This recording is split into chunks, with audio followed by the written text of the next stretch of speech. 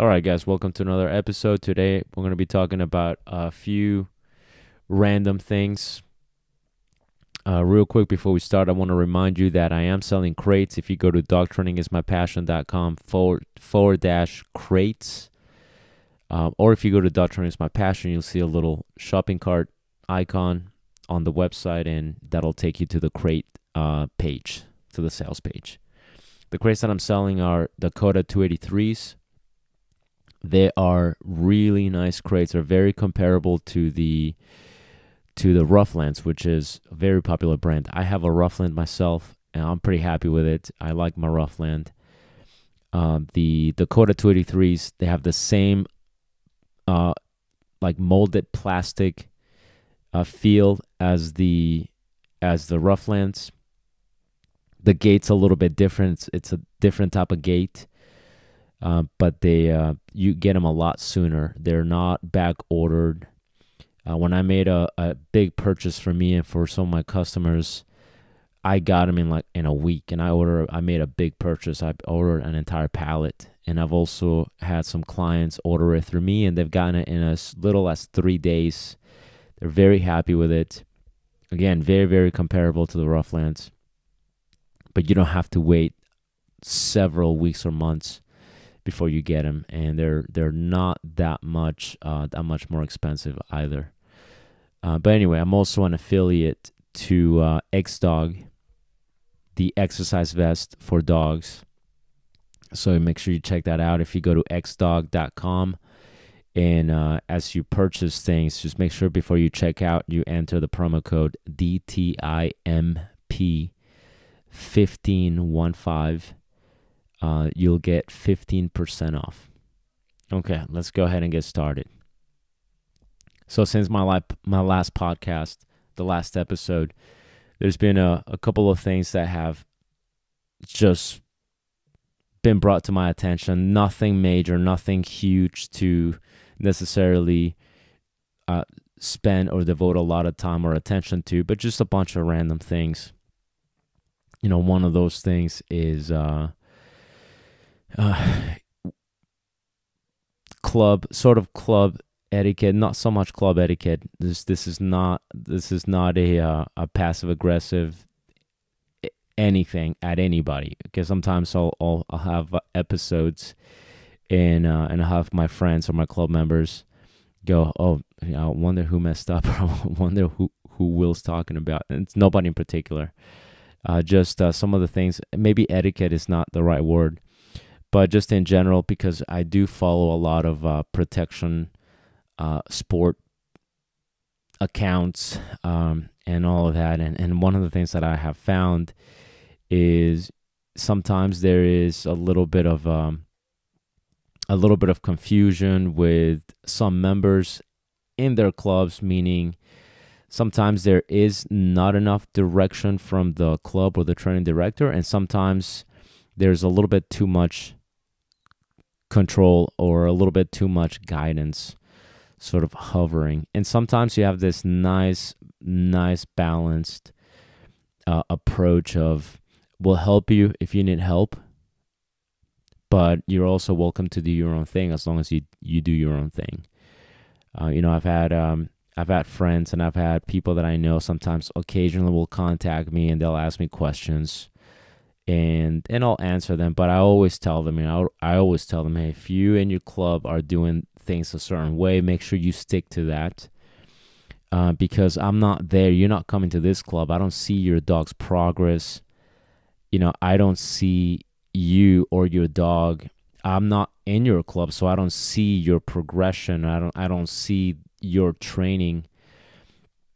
And that's the same with anybody.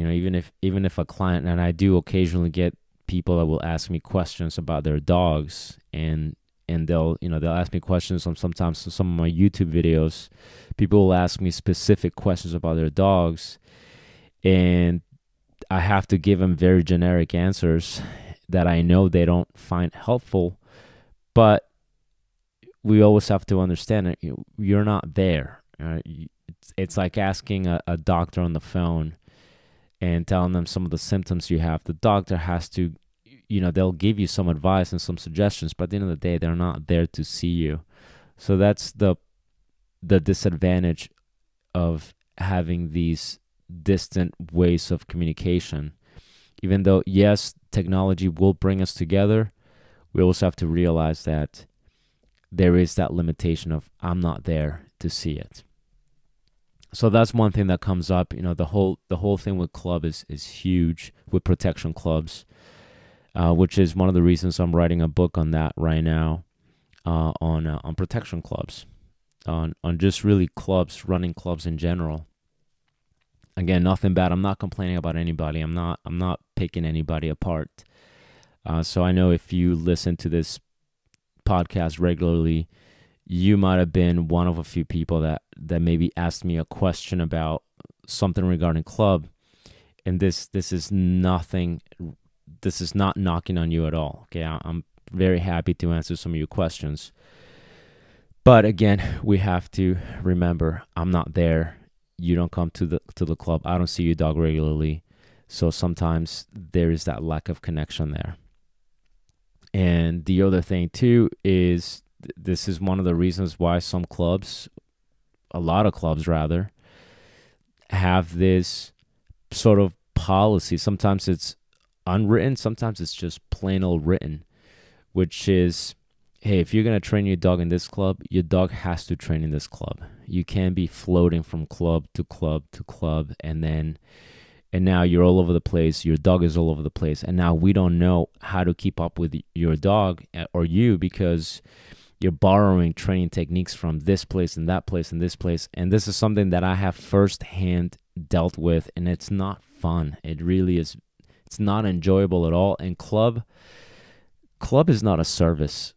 Okay, club is really not a service. It's not like we're doing group classes and you're my client. No, a club is a social gathering where we get together to help each other out. You're helping me as much as I'm helping you. And if I'm the training director, I definitely have a responsibility to make sure that I help you in the best way that I can. But sometimes that's very difficult if you bring your dog here and there and then, and that's something that I've dealt with before. It was a mess. It's very, very, it generates conflict, because then I'm having to go, all right, don't do what this person told you to do. Or you have to go, okay, now we're doing it this way, and this way works really well. So when you go to that place, you have to do it that way. And then now that generates a little bit of animosity of, now the other club is potentially thinking, well, who does he think he is to, tell us how to train your dog? I don't like that, and I've heard it. Okay, I've heard other clubs indirectly. Obviously, I've heard people go, oh yeah, I said this, I brought this up, and then this person said, mockingly, oh, you're doing it now the exact same way that Will told you to do it. And I don't want to do that. I don't want to deal with that. I've already dealt with that enough, and there's already too much drama as it is in the dog world, and I don't want to add to it by dealing with a club member that doesn't seem to have a clear journey or a clear picture on how to or what system to follow, and so they kind of go from club to club to club. If you want to visit us, if you visit our club and you're very clear about that, if you come to our club and you're very clear about, I'm following this person's method, this person's strategy, I don't say anything. If you have your own strategy, your own method, that's one thing that I'm really good at. Our club is really good at in general. If you have your own system, do your own system, and we'll help you in the best way that we can. But if you're doing your own system and then you ask for help, or you go, well, how do I address this? I'm like, I don't know. What does your system say about this? What would you do in this system? But even that, we don't really deal with that. We all seem to be on the same page, which is the great thing about a proper club setting is we're all kind of on the same sheet of music. We all understand each other. We understand the main concept. And even though we all do it slightly different ways, we all have this very similar path. I'm not telling people exactly how to train their dogs unless they're my client, right? And if they're my client and then they also happen to be club members, then I will be a little bit more involved with them. Or if they're a club member that they're really asking for my help and my guidance, and I'll really help them again to the best of my ability. But we don't do that floating around back and forth because again, it generates unnecessary conflict. And I recently saw a post. By recently, I mean maybe like a couple of months, maybe a month ago, maybe a month and a half ago. Somebody screenshot this post from this person. I'm not gonna mention her name, but she's a breeder slash club director of some sort in Texas, and she made this long post on, if your club tells you to not train with anybody else, this person has a God complex and this and that, and we're all learning from each other. So you should be able to train with whoever, and that's what club is about. And I didn't comment because, one, I'm not friends with her on Facebook at all. I don't follow her. I know she's talked about me before, and I have direct... I have people that have told me, this person said your name in this context. I'm like, okay, whatever. But it was a screenshot that I got, right? A little bit of drama there, but I didn't feed into it. I didn't message this person, nothing, right? And I'm not even saying her name because I don't care. She can have her opinions, and I'm perfectly happy with it. I'm all about you having your own opinions, and I'm happy for you. But I just want to dissect the post a little bit. I don't have it in front of me, and I haven't read it in a while. I just read it that time, but it said something along the lines, and it was shortly after I made I revised the rules of our club. It was shortly after that, and I know I'm gonna be real. There's a couple of people in my club that are not in my club anymore as of recently, right? In the past few months. And obviously, my side of the story and their side of the story are going to be completely different. I just don't want animosity. I don't want toxicity in the club, even if it's not vicious, and even if you're not purposely trying to come after me or the club.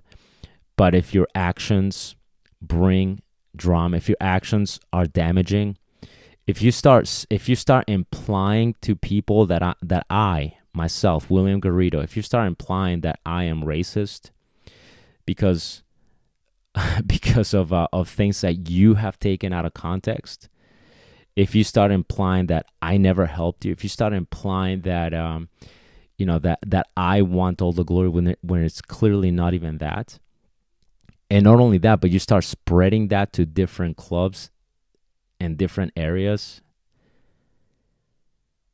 then yeah, we're going to have a little bit of a problem.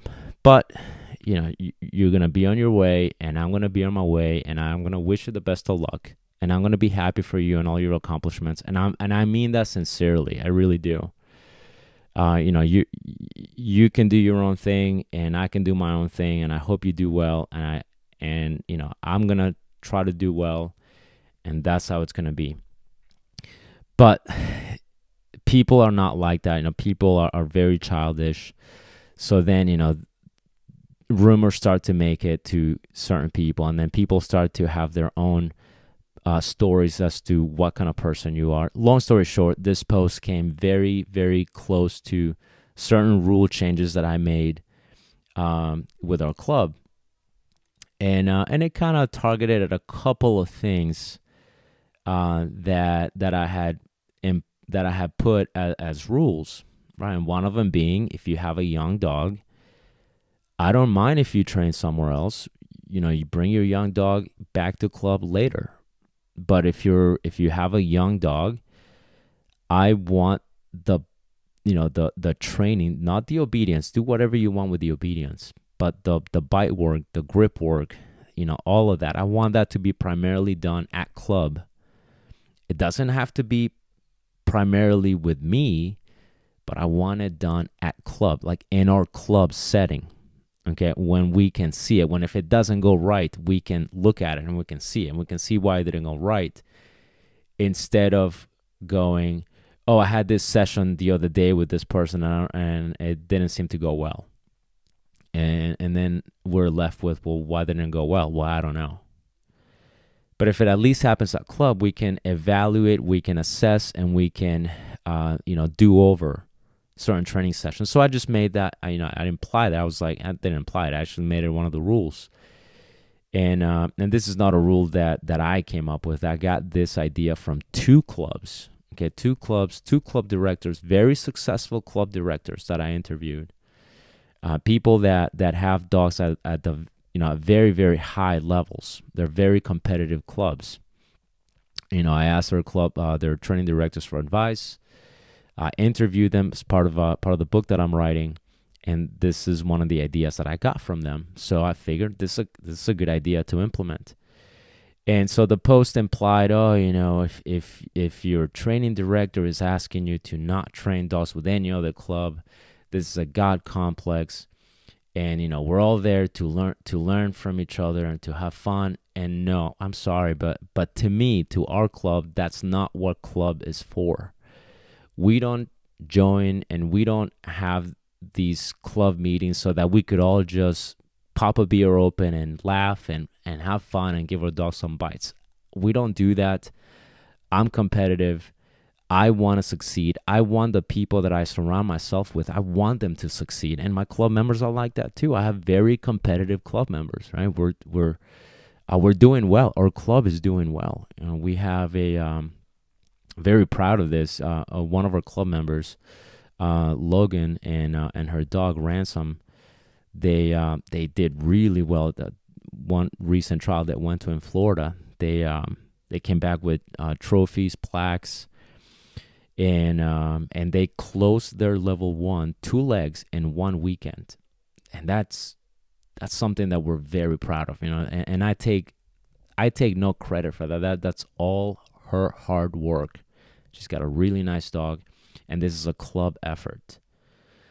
So this is the type of people that we surround ourselves with. We like to do our best, and we definitely like to win. But even if we don't win, we want to absolutely do our best. So when we get together, that's why we train together, so that we could do our best, so that when we show our dogs, we know that we have done the best that we could up to that moment. So we're not going to train with people that are just showing up so that they could, learn from each other and have fun and just support each other. We're going to support you, and we are going to expect support from you as well. But we're there to be strict about. This is a very, it's a very time-consuming hobby. It's almost like having not even almost, it's like having a part-time job that you don't really get any money for. You're actually pouring money into this hobby. So, we don't want to waste each other's time. So if you are a club member and you come to our club and you've been training at this club and at that club and at this club, and then you want to come to our club meeting and, do some stupid shit, and now, we're trying to help you figure out how to, unfuck your dog because you were too lackadaisical about it. Now you're wasting my time. You're wasting Logan's time. You're wasting TJ's time. You're wasting Mike's time. You're wasting Abby's time. Portia's time. These are people that are committed, people that have been at it for a while, so that you could just, come in and waste everybody's time. No, we're not going to do that. So we are going to have these rules to ensure that our club is long lasting, because anybody could get together and, and do some bites. And that's great. If that works for you, that's awesome. But I want a club that will stand the test of time. I want a club that will nurture, the future PSA 3 teams, right? That's what I'm in it for. So the rules kind of help us all stay centered around that. I don't have crazy strict rules. We're certainly not like that, but we do have some rules that make it so that it fosters that sense of responsibility and commitment to what we do. The other thing too is, you're not gonna come to our club meeting and we're not doing a private lesson with you. I'm sorry. You need to know what you're doing. We're gonna help you out and we're gonna spend time with you and your dog, but you're not gonna take 45 minutes in a training session. Not gonna happen, right? And there are people in other clubs that expect that. They expect the 5-star treatment, but only pay a club fee.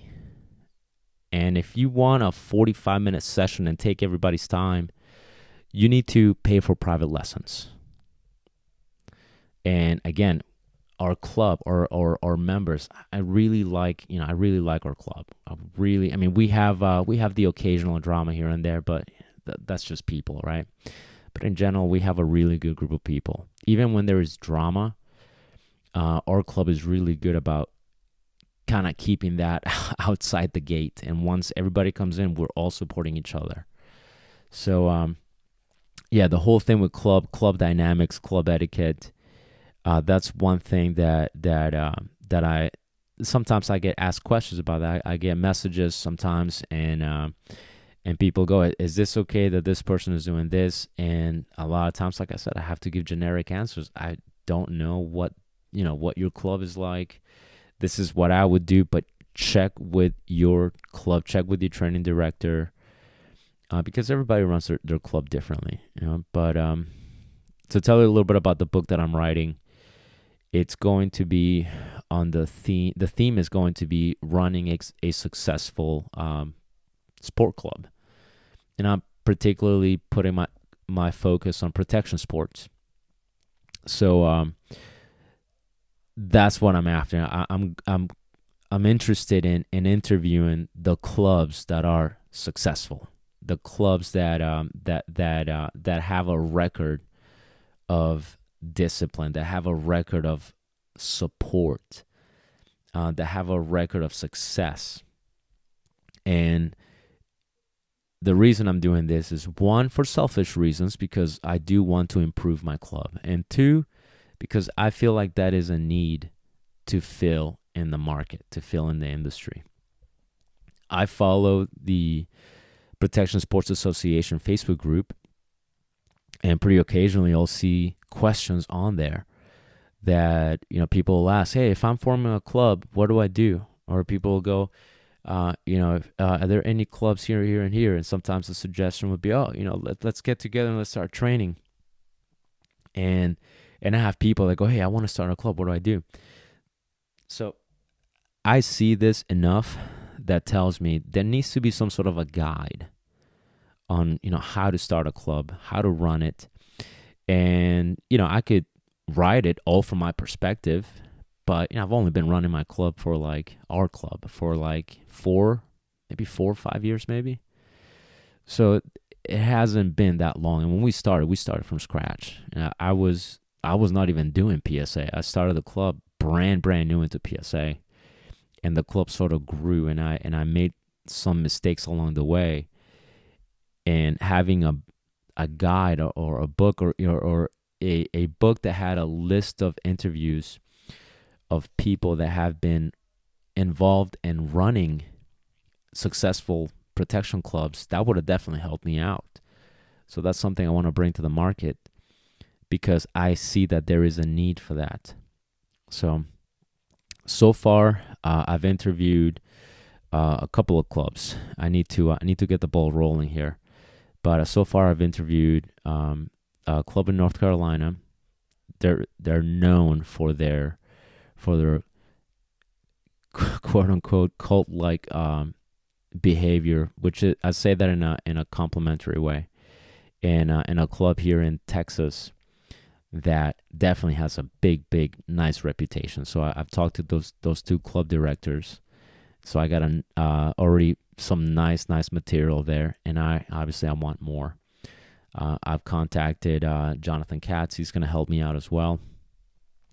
He wants to be part of the interview, and I'm looking for more leads. So if you're listening to this and you know of a club, or you're part of a very successful club that has a very nice track record, and I'm not saying like a nice club. I don't mean like a club that has all the highest level. I also mean like a club that is very consistent, a very nice club. Just hit me up, and I'll definitely put that on my list of clubs to interview.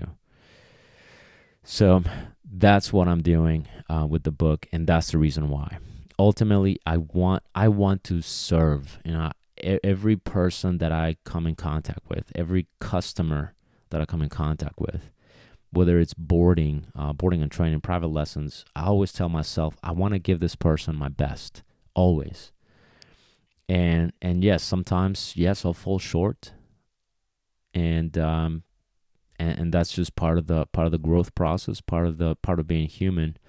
But I always make it my goal. I want to serve you the best, even when I have a club session, and I have a club member, and maybe that dog is not even close to a PDC or a level 1, but the very fact that this is a club member, and they're supportive of the club, they're supportive of our members. If I'm helping that person, I tell myself I need to give this person my best. So this book that I'm putting together, that is one way that I'm doing this, that I want to give my best to people that need this type of information. And along the lines of the cult, this post that I was telling you about, it says something along the lines of, if your club is like this, you don't have a club, you have a cult. I capitalized on that. And I was like, yes, that is a cult. So we made it a running joke with our club members after that post was released by this person. It was like, oh yeah, it's Canis Fortis Sport Cult. But that's just a joke. We're definitely not. We're not crazy like that. But yeah, it's the whole thing with clubs. Man, that is crazy. It's insane. Sometimes I have clients that they have working dogs, and we inevitably talk about protection training if they have that type of dog, or we talk about sports in general, just sports. And then we talk about the club that we run, and I always find myself telling them, once you get involved in competition and sport work, it's just so hard to let it go. And especially once you start showing. Not only that, but not only when you start showing, but when you start placing. When you start going home with ribbons and trophies. That, even if you don't, but just the very fact that you're competing, there's something about it that just grabs you, where you go, okay, I want to do more. I want to learn more. I want to progress more. And if you do sports and you're very competitive, you know exactly what I'm talking about. And some people obviously get way more competitive, way more into it than I do, which I understand. And to each their own. Absolutely, do what makes you happy. Do whatever fits you, and I'll do the same. But anyways, I just wanted to talk about this real quick. And as always, remember to like and subscribe. If you're listening to this on the YouTube channel, make sure you give us a follow on Facebook, Instagram, and obviously, add us to your playlist on